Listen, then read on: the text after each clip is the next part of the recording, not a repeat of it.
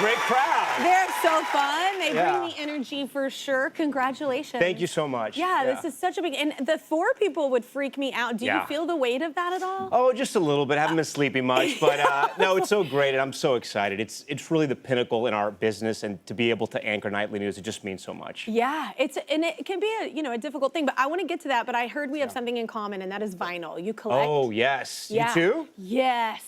And the best thing is I've been able to tour all over the world. So everywhere city you go, I've picked up vinyl. But how crazy are you about it? Because I'm a little crazy about it. I'll tell you. I don't think I'm crazy, but I do like random stuff. Oh, me too. So I'll tell you, we moved out of the city like 3 years ago. And we were looking for homes in the suburbs. Yeah. And my wife's like looking at like the backyard, looking at the house, the rooms. I'm looking for any space that I could build like a listening room. And they're like asking me questions. I'm like phased out, like totally zoned out. And then I found a room in our new house, and I built like a Japanese listening room. Oh. This is video of it right here. And so what I wanted people to feel like they walked into a jukebox, right? And so I have all the records up on the walls. There's the turntable. The amplifier's from 1979. It's a Yamaha. It's really cool. Okay, I'm not as cool as you. And so I like just collecting. But you can come over. But it's funny. That's a vibe. People come in and they'll get really nervous because I'm like, pick a record, and they're like, they don't know what to pick. I'm like, guys, they're all my records. I love them all. There's no bad choices here. And so it's fun. It's fun for the kids too. Like we'll go in there and they'll play Taylor Swift, and I'll play my records. And I do a lot of my research in there. It's kind of like my man cave. Yeah. It's cool to introduce your kids to. My son is like obsessed with like anything old school. He likes like Sam Cooke, Frank Sinatra. Oh, that's great. And now he's that's how you expose them. Yeah, and they can like build their library. It's awesome. No, but I want to talk about, you were here at 30 Rock, right? Were you an intern? It was like I was like 25 years ago. I walked into 30 Rock. Did you see this moment? You know what I'm saying? Sometimes you have to project it and you have to see it to get it. You know? I wasn't even getting paid, so no. I just wanted to get paid. No, I didn't. People ask me. I do. I dream big. Yeah. No, I mean I did like every little step, but it was just. I was just in awe when I first walked in here. I remember my first day I came in, I saw Conan O'Brien, and I was like, wow, he's so tall. Like I was like, wow, this guy's way taller than he's on TV. And he's real. You know, when you see him in person. Yeah, and then I saw Tom Brokaw, but I didn't know he was there. He was behind me, and I heard, Tom. And I was like, wow, people are so friendly here. They already know me, the intern. And I turned around, and it was Tom Brokaw, and I was like, wow. But I remember everyone was calling him Tom, like kind of like, I guess like to call you Kelly. Yeah. And it was like this superstar, but everyone was on a sort of first name basis with him. It was just really cool. Yeah, to see people that you idolize in like just a comfortable environment. But it's also, it's nice to meet people like that you look up to, and then you still look up to them afterwards. And you're like, oh, that's an example of how I should be off camera. So your parents are Cuban immigrants. Yeah. So their story was really kind of crazy. Yeah. Both my parents left Cuba. They were political exiles. They fled when they were children, escaping communist Cuba in the late 50s and early 60s. That's so scary for a child. I can't imagine our children in that situation. Yeah, my dad's stories are wild. My dad left a little later, and he had actually come in through Mexico, and there was a point where him and his family were coming through, and they were going to seek asylum, and they were actually, him and his sister were separated from my grandparents, and he wasn't sure if they were going to see each other. It was only for a few moments, but when you're a little kid, you never forget those things. And then they came here, they were able to get asylum and work really hard and, and just kind of live out what they wanted to live and live in a free country. And they lost their country, but they gained this one. And so they always taught us hard work and to love this country, and we do. Pride. And it's, and I'll tell you this, I mean, a lot of people ask me, what have you learned from your parents or about this experience? And I'll tell them that, listen, I believe in the American dream because I'm living it. My parents came here with nothing. And now that their son is the anchor of nightly news, which is America's broadcast at night, that's an incredible dream, and I'm living it. And so it's all because of them and because of this great country. Yeah, I feel like I'm an example. So you come from nothing and then you build up. It's a beautiful thing to live somewhere where that's a possibility. Right. You got to work hard, but you do it. We need to take a quick break. Let's get an audience member to help us out. Hi, Kelly and Tom. I'm Ryan. Tom, congrats on becoming the first Latino anchor of the NBC Nightly News during the week. I just graduated from college, and my goal is to be a broadcast journalist like yourself. I know journalism is a tough career. Chasing the truth is not easy, but people like you inspire me. And more with Kelly and Tom after the break. I call them my Ron Burgundy moments. I have them all the time here. I'm not live. What's happened to you? Oh my gosh. Actually, the first time I ever anchored a newscast was local news. It was WTVJ, Channel 6, the NBC station in Miami, my hometown. Yeah. And I finally got the chance to anchor the morning show on the weekends. And so I was about to go out, but I had to use the restroom. And so I asked the stage manager, I said, how much time do I have? I heard 3 minutes. It was more like 13 seconds. Oh. So I went to the restroom, which was like on the other side of the studio.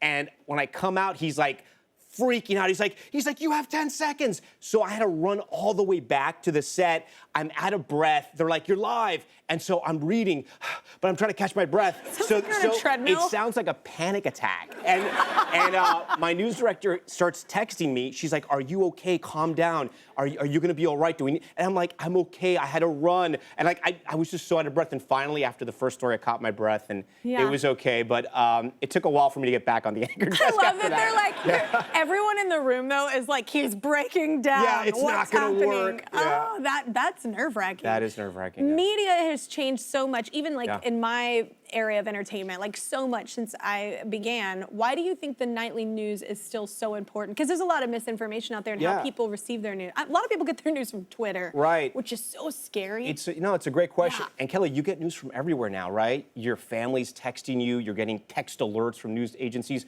Twitter, Instagram. It's all coming in, and you're being inundated. And I think people do need a place to turn to where they know the news is real, they know they can trust us, and they know we know how to do it. Yeah. When a wildfire explodes in Los Angeles, you can try to do a podcast there, but it's not going to work out. You need teams like our teams at NBC News who have been there, who have been covering those stories for decades, who know how to do it, to bring those stories back. And I think you also need a place where I work for NBC, but I really work for the viewer. And I really believe that every day. We're the ones in the White House. We're the ones questioning world leaders and CEOs. And we're asking those questions for all the people back at home. And that's why we do it. When you cover all the, I had a friend that was actually news, and I was like, how do you decompress? Yeah. Like, how do you know what I'm saying? You cover such serious things. Yeah. You go to such serious places with serious things happening. Yeah. It's so heavy. Then you try and like reinsert in your life at home. Like, how do you No, how do it's you unwind? tough. Is it the room? Is it the vinyl room? It is the record room. I'm definitely in there. I meditate. I focus good at on my that. kids, But it's tough because a lot of times you go to places and you meet people on the worst day of their lives. Yeah. And you're seeing families going through a lot and you're thinking about your kids. And at some point, you stay committed to covering those stories, but you eventually get to leave when you come home. And I just always share the news, like, in a way that I can with my kids so they realize, one, how lucky they are, but so they understand what's going on in the rest of the world and not to take anything for granted. I mean, I really know that in this business, I've seen it up close. Like, you can't take anything for granted. No, for sure. Yeah. You also want to be in the field more, right? Yeah, I do. I think being a reporter is in my DNA, and I think when the country pauses to focus on something that's happening here or overseas, I think I need to be there, and I will be there always for our viewers, because you get to see what's happening, you bear witness, you see it with your real eyes, but also the greats in my business, they knew how to talk on television, but what they were really good at was listening. And you really got to hear people's stories, because that's how you can tell their story. I think, too, the people that you're covering, it means more when you show up. You know what I'm saying? You're not covering it from, not everybody can go, I get it, but it means something when someone shows up in their crisis and is like seeing them and validating that and saying, this is happening to you, please share this. And I got to think it's the same with you in music when you tour. And you it's see like very different from in the studio. Yeah, and other things are touching people, and that's how you really can connect with what's out there. Yeah. You're standing there in this shot, and we see this all the time. I think we're desensitized by it, but y'all are in these places that are, like, I've done like one USO tour, and I'll tell you what I found out, they were like, well, yesterday, I was like, yesterday, what happened here? Yeah. And like, I'm standing there, and it puts things in a different perspective, and it's like, you're going to very dangerous areas, like where very serious things are happening.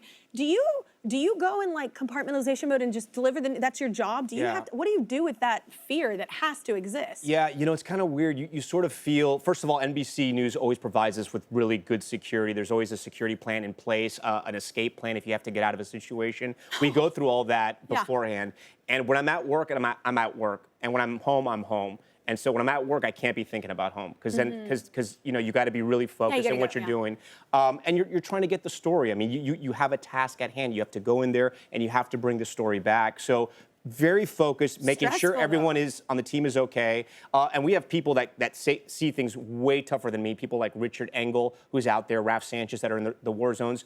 But a general rule of thumb is that if everyone is okay, we'll go. If one person says no, then the team doesn't go. Yeah. And that's just usually the way it is in the field. No, it's just any job that you have to have an escape plan for.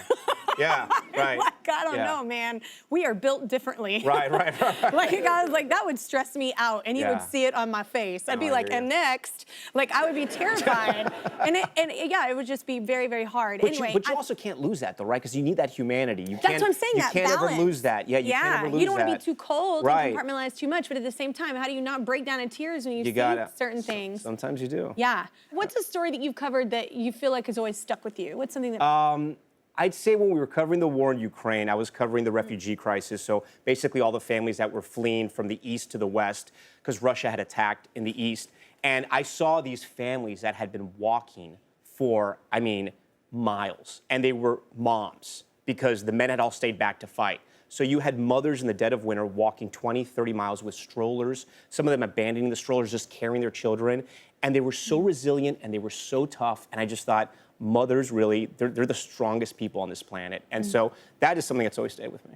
You're doing incredible work for Thanks, us. I'm not like no BS. It's an incredible thing what y'all do, and to be so trustworthy, and it's in such a time of so much misinformation. It's very important. So thank you. The Nightly News with Tom Llamas airs weeknights at 6:30 on NBC, and immediately following, he anchors Top Story with Tom Llamas, which also streams on NBC News Now.